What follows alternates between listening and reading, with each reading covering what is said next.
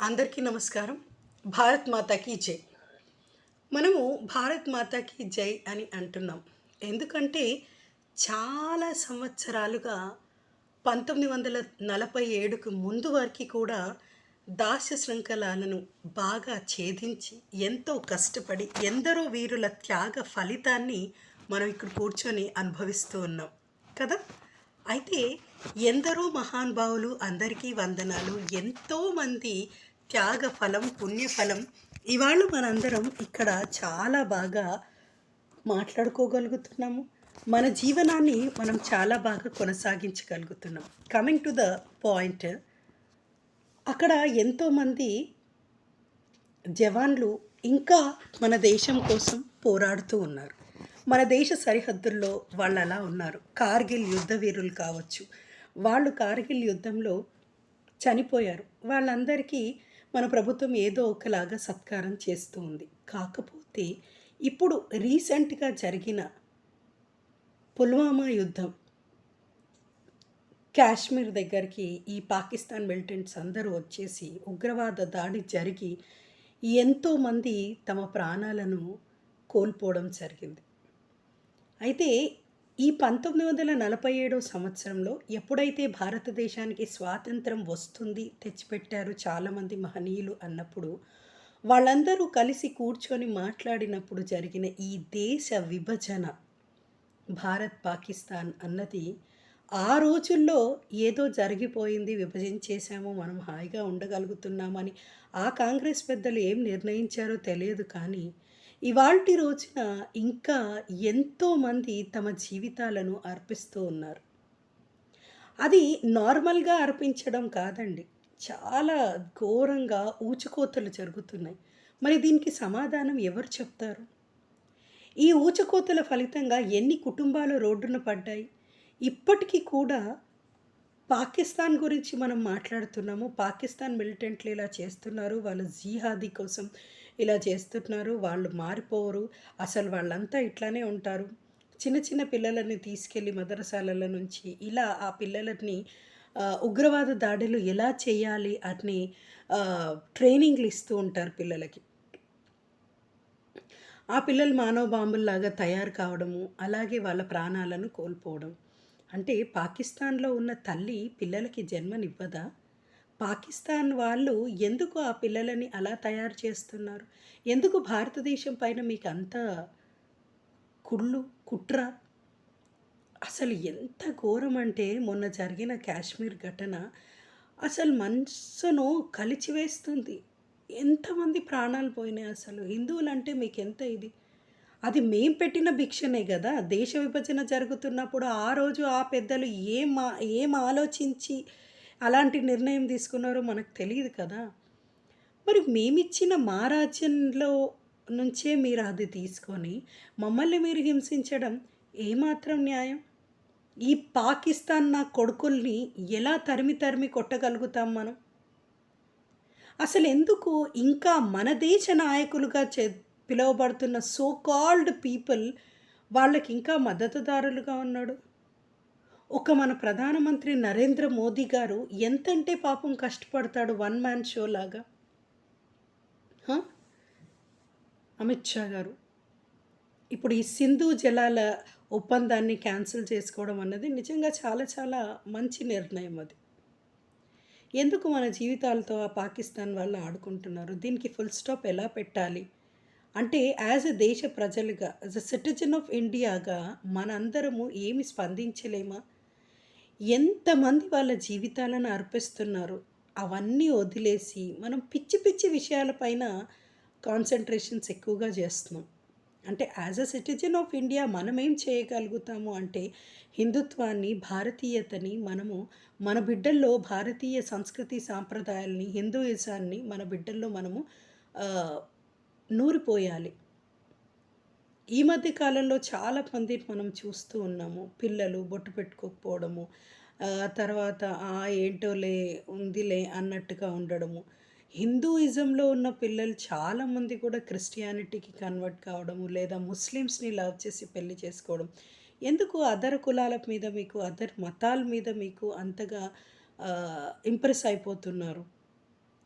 Love jihadi పేరుతోటి ఎంతమంది ముస్లిం కుర్రాళ్ళు హిందూ పిల్లల్ని ట్రాప్ చేసి వాళ్ళని తీసుకెళ్ళి చిత్రహింసల పాలు చేసి చిత్తరువులోని బొమ్మల వలె ఆ పిల్లల్ని కూర్చోబెట్టారు.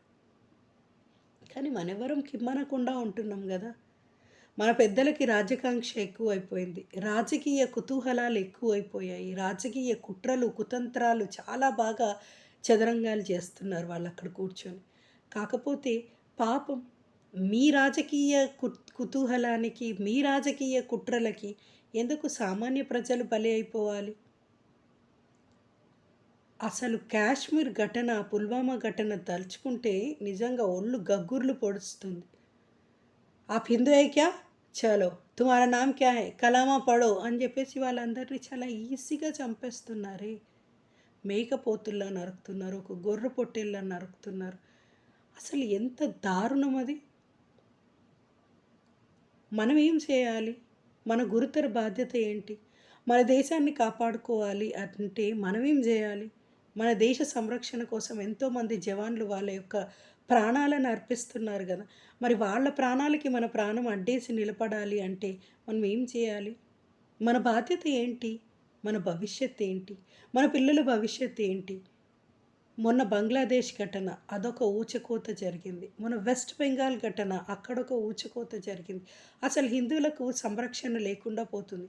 మరి దీని గురించి మనం ఏం చేస్తే బావుంటుంది? ఎవరిని అడిగితే బావుంటుంది? మనలో మనకు మార్పు రాదా? అసలు హిందూయిజాన్ని మనము పైకి తీసుకురాలేమా? ఎందుకు సామాన్య ప్రజానీకం చనిపోతున్నారు? కాశ్మీర్‌లో ఉన్న ఈ పాకిస్తాన్‌లకి ఏమైనా కొమ్ములున్నాయా? మన దేశం, మన దేశానికి బార్డర్‌లోకి మనం వెళ్ళాలంటే కూడా భయపడాల్సిన ఇదిలో మనం ఉన్నాం. కానీ వాళ్ళు చాలా చక్కగా మొన్న ముంబై దాడులు జరిగినప్పుడు కసబ్‌ని చాలా బాగా మేపారు. అంటే మేపారు అని మనం మాట్లాడుకుంటున్నాము. కాకపోతే మన చట్టం దాని విధి విధానాలను బట్టి అది తన పని తాను చేసుకుపోతుంది అని అంటారు. అంటే ఇక్కడ కూర్చొని మనం చాలా మాట్లాడొచ్చు. నిజంగా అనుభవిస్తున్న నాయకులు అంటే మన నరేంద్ర మోదీ లాంటి వాళ్ళు ఎంతగా మన కోసం కృషి చేస్తున్నారు అనేది మనందరం ఒక్కసారిగా ఆలోచించుకోవాల్సిన అవసరం ఎంతైనా ఉంది. మన దేశ సంరక్షణలో మన వంతు కృషిని మనం ఎలా చేయాలి? మన బిడ్డల్ని మనం ఎలా పెంచాలి? మన భారతీయతను మనం ఎలా చాటుకోవాలి అన్నది చాలా చాలా ఇంపార్టెంట్. బికాస్ భరతమాత దాస్య శృంఖలాలను విడిచి ఇన్ని సంవత్సరాలు అయినప్పటికీ మనము జెండా పండుగ సెలబ్రేట్ చేసుకుంటున్నప్పటికీ నిజమైన భారతీయ పండగ అనేది మనకి ఇంకా దొరకలేదు. నిజమైన స్వాతంత్రం అనేది ఇంకా మనకు రాలేదు. మరి ఏం చేద్దాం దాని గురించి? దాని గురించి మనం ఎలా కృషి చేయాలి అంటే కొన్ని సార్లు ఆలోచించినప్పుడు చాలా బాధగా అనిపిస్తుంది. అంటే మనము కృషి చేయటం వల్ల మనకు ఏమైనా నష్టం జరుగుతోందా? అంటే జనరల్‌గా రోడ్డు మీద ఎవరైనా చనిపోతేనే మనము యాక్సిడెంట్స్ అట్లా అయితేనే అమ్మ మనకెందుకు అనుకునే పోతున్నాం. బికాజ్ ఈ పోలీస్ కేసులు వీటి కోసం మనం తిరగమని. అంటే మానవత్వము, సామాజిక స్పృహ అలాగే ఆహ్, కొంచెమైనా పరోపకారార్థం ఇదం శరీరం అని మన లోపలనే లేనప్పుడు మన బిడ్డలు అది చూసే కదా పెరుగుతారు. మరి పరిస్థితి ఏమంటారు దాని గురించి? దీంతో పాటు ఇలా వెళ్ళిపోతూ ఉంటే మన జీవితం సరిగ్గా ఉందిలే. మనమేం కాశ్మీర్‌లో లేము గదా! మనమేమో హైదరాబాద్‌లో ఉండి చాలా హ్యాపీగా ఉన్నాము. లేదంటే వేరే వేరే సిటీస్‌లో ఉండి చాలా బాగున్నాము. లేదా వేరే వేరే కంట్రీస్‌లో ఉండి బాగున్నాం గాబట్టి మనకెవడెటు పోతే మనకేంటి అని అనుకుంటామా? లేకపోతే మన బిడ్డలకి ఇప్పటినుంచే చూడండి ఇలా జరుగుతుంది. పాకిస్తాన్ అంటే ఇలా ఉంది. అసలు మన దేశ విభజన ఇలా జరిగింది. ఆ!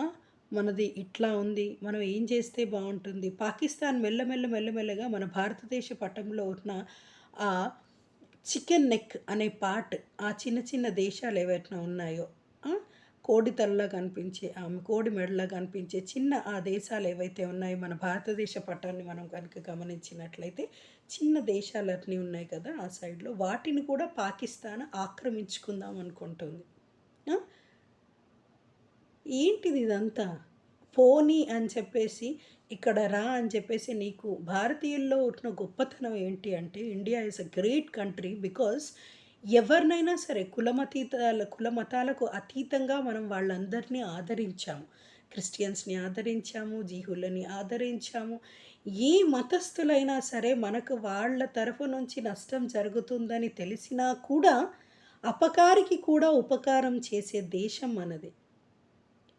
అన్ని ప్రాంతాల వాళ్ళని, అన్ని మతాల వాళ్ళని, అందరిని ఒక దగ్గర ఐకమత్యమే మహాబలం అని మనం నమ్మి, మన సిద్ధాంతాలన్నీ అన్నింటిని మనం పక్కన పెట్టి కూడా మనము వీళ్ళందరినీ తీసుకొచ్చి మన దేశంలో చోటిచ్చాం. ఇప్పుడు హైదరాబాద్ ఒక జిహాదీ ప్లేస్‌గా తయారైపోయింది. హైదరాబాద్‌లో కూడా బాంబ్ బ్లాస్ట్‌లు జరిగే అవకాశం చాలా చాలా ఉంది. లేకపోలేదు. మక్కా మసీద్‌లో బాంబ్ పెట్టారు.